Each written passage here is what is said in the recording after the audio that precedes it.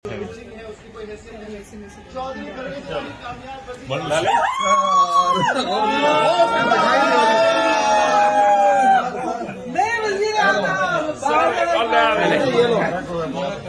आओ।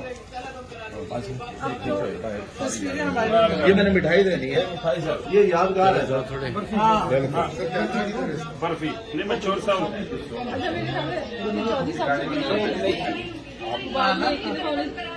चौधरी साहब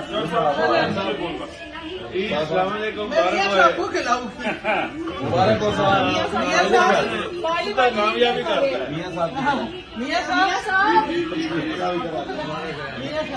लो खाओ मियाँ साहब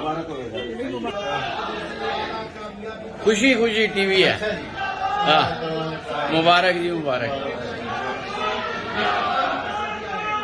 अच्छा मुबारक हो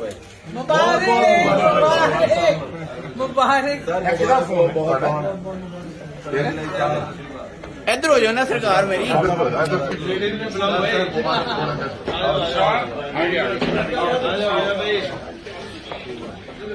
अच्छी वाली चला दे